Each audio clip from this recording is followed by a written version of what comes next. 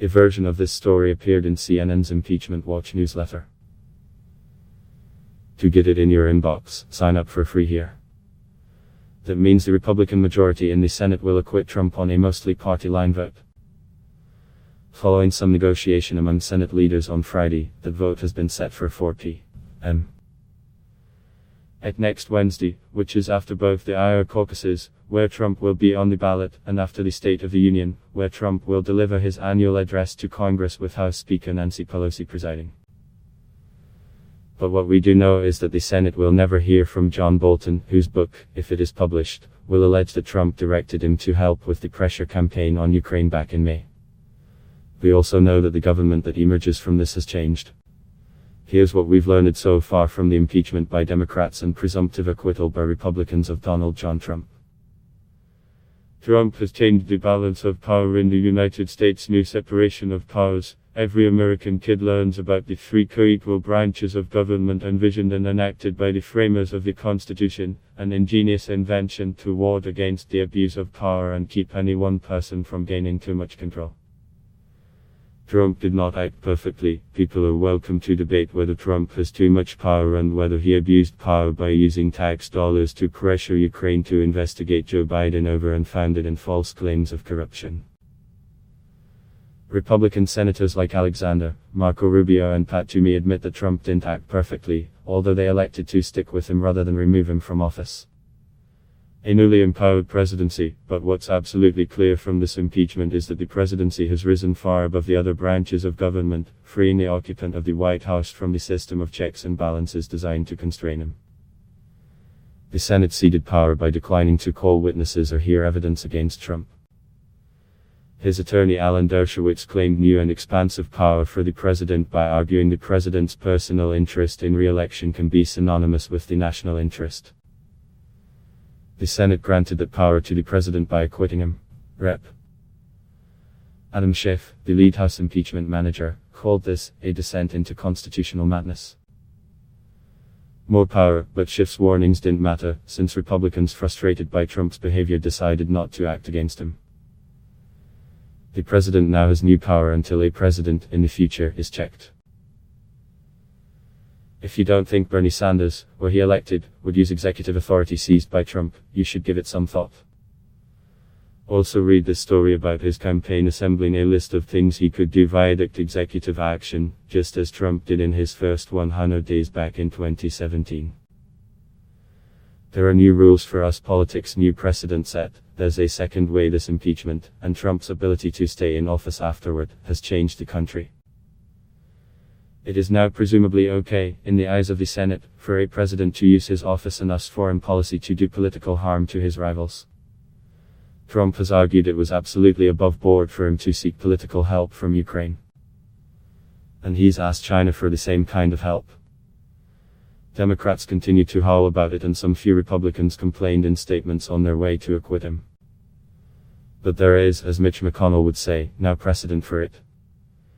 A pattern of asking foreign governments for help. You might argue the precedent came in 2016, when Trump publicly asked Russians to hack Democrats. Plenty of Democrats wanted to impeach him after the Mueller report was released. But it wasn't until he more actively sought help from Ukraine and used taxpayer dollars to do it, that impeachment reached a tipping point. That impeachment failed could mean he will feel no compunction about asking foreign governments for more help in the future. Trump tainted Biden. When Donald Trump picked up the phone to call the Ukrainian president, his goal was to push in the American public the idea that there wasn't something quite right about Biden's son being hired by a foreign natural gas company. That call caused his own impeachment. But it also unleashed the Biden/Burisma conspiracy theory more effectively than Trump could ever have imagined.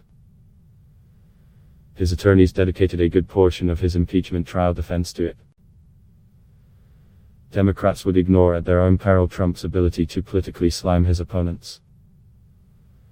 Donald Trump will stop at nothing. Trump has now faced and survived impeachment. The man who once said he could shoot someone on Fifth Avenue and not lose political support now knows that no matter what he does in office, his party will rally behind him. That's not an overstatement. Trump sees nothing wrong with pushing a foreign government to help him politically. So he'll do it. Trump has tested the Constitution and survived. The only way to end his presidency is at the ballot box. Trump owns the GOP. Some few Republicans have criticized Trump's behavior. Lamar Alexander called it inappropriate in the statement where he announced he'd vote to acquit Trump and let Americans decide who should be president in November. The question then is not whether the president did it, but whether the United States Senate or the American people should decide what to do about what he did, Alexander said. I believe that the Constitution provides that the people should make the decision in the presidential election that begins in Iowa on Monday. Of course, the Constitution doesn't give the duty to the people, exactly, but instead to the Electoral College, which favors red states. Two choices, acquit or remove. Marco Rubio said in a mind-bending statement that he assumed all the allegations were true and still decided to acquit Trump because, in part, it would further divide the nation. For me, the question would not just be whether the president's actions were wrong, but ultimately whether what he did was removable, Rubio said. The two are not the same.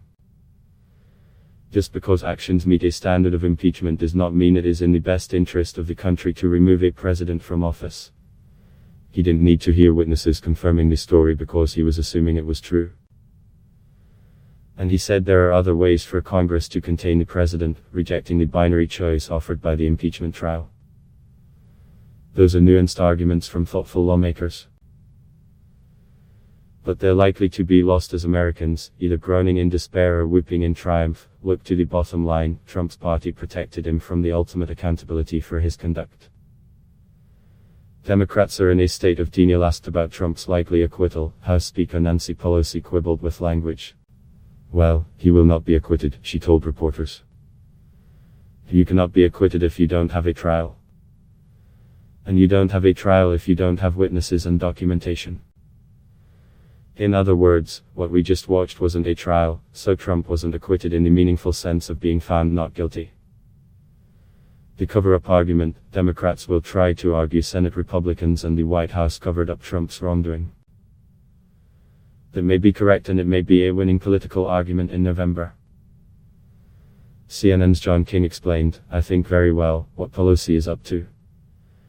She's trying to speak to the Democratic base, which ultimately actually pushed her to do this, he said on CNN. Remember, if we rewind the tape a few months, Nancy Pelosi did not want to do impeachment because she was worried it would be partisan, and she was worried if it was all partisan, it would backfire in the Democratic Party.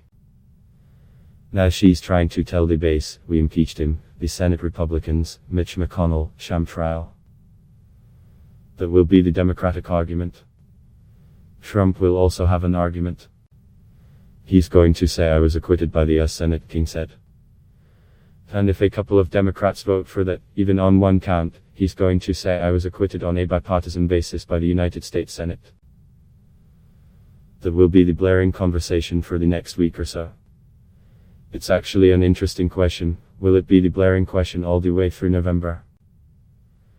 Democrats are unsure how to stop Trump. You might not have been paying much attention if you've been all in on watching this impeachment trial, but there is a Democratic primary going on. While every Democratic candidate agrees that defeating Trump is their number one priority, there are many miles that separate them in how to go about it.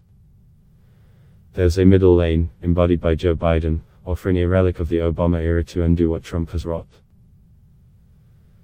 But there's also a left lane, embodied by Bernie Sanders and Elizabeth Warren, that would serve up a nearly socialist agenda of government programs as the antidote to Trump's nationalist populism. If their organizing principle as a party is to defeat a president who they say is threatening the fiber that holds the country together, they have not yet done a very good job agreeing how to go about it.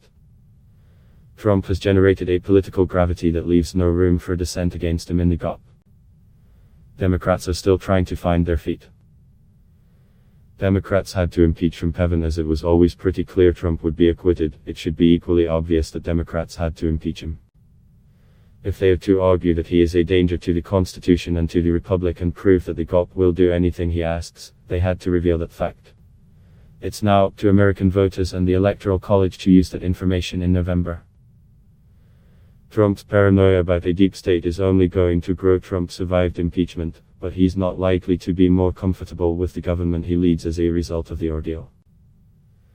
He was convinced, after talking to business-seeking GOP donors and his lawyer, Rudy Giuliani, that his ambassador to Ukraine, Marie Yovanovitch, was out to get him.